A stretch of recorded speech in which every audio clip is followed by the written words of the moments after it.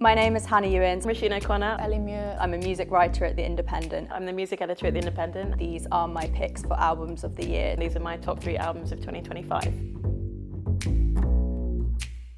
My first pick for album of the year would be the critically lukewarm but culturally iconic Swag by Justin Bieber. That's my baby, she's iconic. iPhone case, lip gloss on it. A lot of people think that this album is a bit silly, or I should say the lyrics in this album are a little bit silly, but it's probably the album that I've listened to the most this year. The production is really gorgeous, sounds a little bit spacious, like you're in a church, but also really intimate, like you're just at home with Justin Bieber and he's in the next room singing to you. My first pick is Rosalia, Lux. This is just the most hands down, like ambitious, extraordinary album of the year for me. It is just phenomenal in its instrumentation, approach, just the breadth of the musicianship and the scope of it is incredible.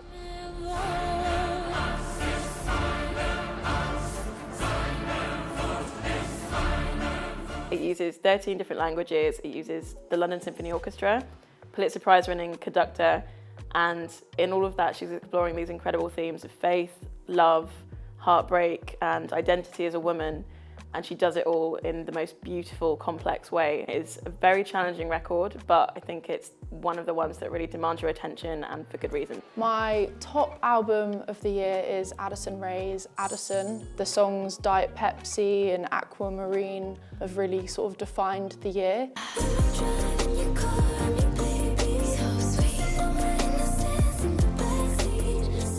I actually got the pleasure of seeing her in London perform this year, and I haven't been to a concert that's had that much of an amazing energy.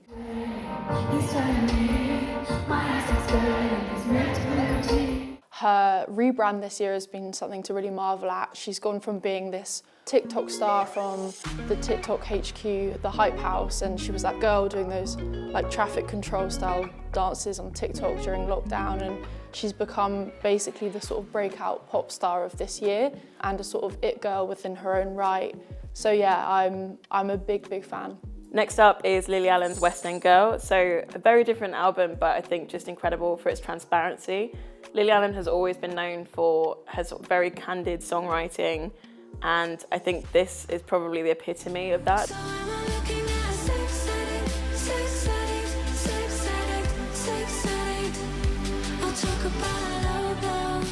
It kind of came after her very public breakup from Stranger Things actor David Harbour.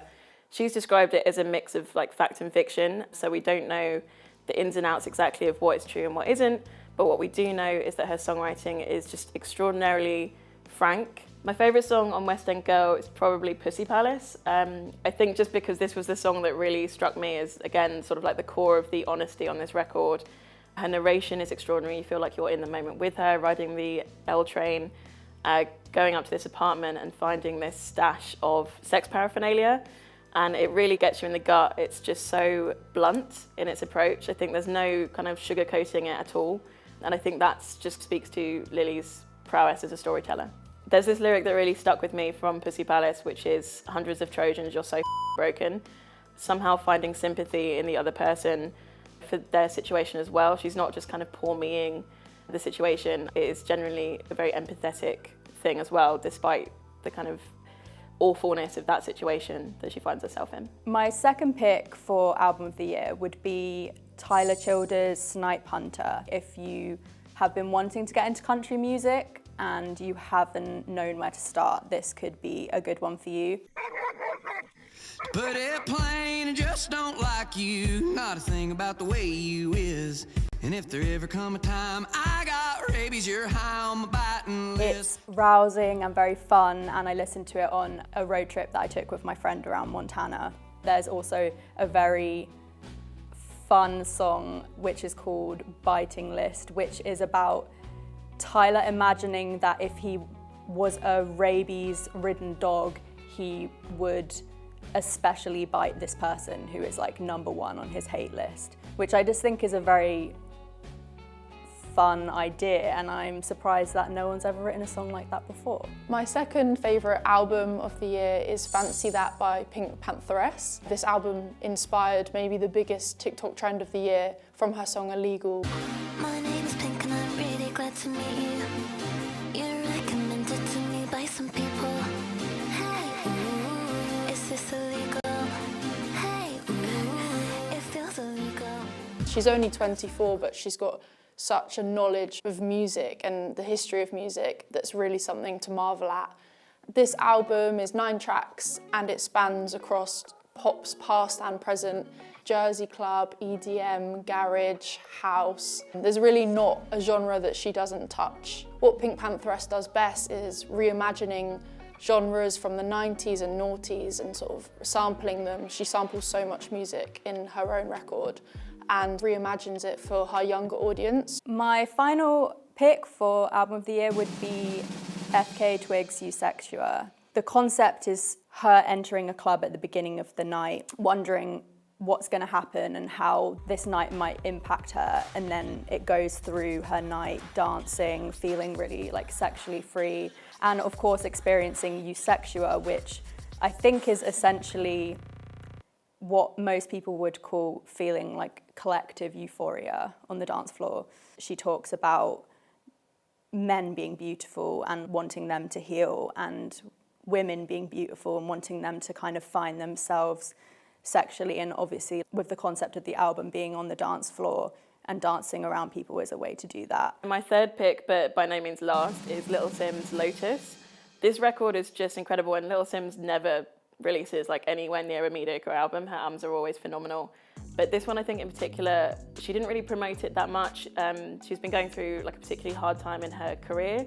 She just sued her friend and longtime collaborator Inflo, alleging that he didn't pay her back for, I think it was £1.7 million. She'd ended a relationship with her manager. She had to cancel a tour due to financial issues in the US. For her to come out with this record, it just bristles with revenge and venom, but also nuance. I think the Lotus is a sign of peace, symbolises reawakening, and her eyes are fully open on this record. My third favourite album of the year is BPM by Sudan Archives. She's maybe a more lesser known artist from Ohio. She's gonna flip this, fly to the moon, right back, travel the distance. She likes it when we fall, she's so sadistic. She's really been on a mission since her debut in 2019 to reimagine the fiddle. So she sort of blends violin music with electronic, frenetic, glitchy Jersey club music. I've been a fan of hers for a while, and this album really captures what she does best, but this one's a bit more trap inflected and it's a bit more underground and club inspired.